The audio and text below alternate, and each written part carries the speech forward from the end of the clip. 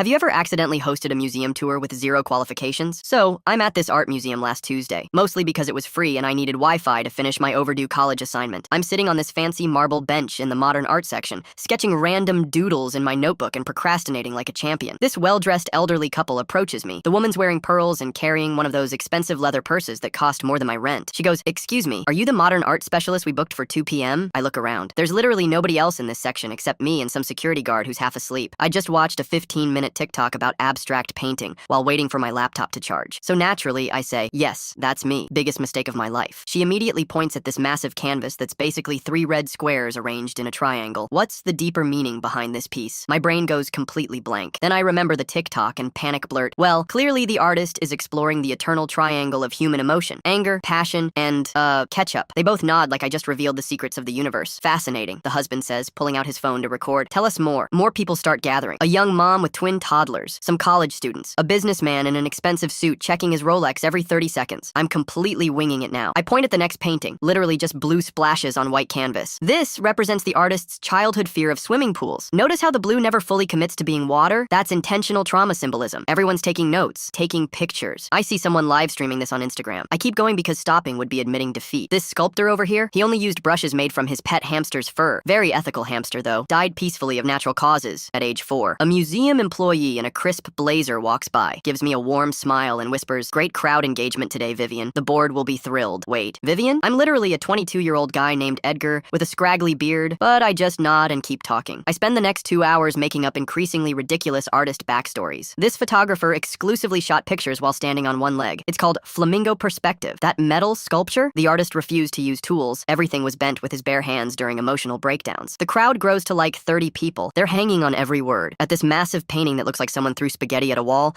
I deliver my masterpiece explanation. The artist was exploring society's fragile relationship with Italian cuisine and existential dread. Each noodle represents a different childhood trauma. Standing ovation. This businessman in the Armani suit approaches me afterward. "You've completely changed how I see art forever. I need to hire you for my company's corporate collection." I'm sweating bullets now, but somehow managed to say, "That'll be $200 for today's private consultation." He doesn't even blink, just hands me 2 crisp hundreds and asks for my business card. I panic and tell him I'm between cards right now, but I'll email him my contact info. He gives me his card. Turns out he's some kind of tech CEO. 3 hours later, I'm standing outside the museum with $200 cash, having convinced 30 strangers that modern art is basically expensive therapy disguised as wall decorations. The museum still thinks I'm some expert named Vivian who volunteers there on Tuesdays. And somewhere in this city, there's a CEO who probably just spent thousands on abstract paintings because I convinced him that random paint splatters represent the human condition. I used the money to finally pay my overdue phone bill and buy groceries. Easiest $200 I've ever made. And honestly, considering going back next Tuesday,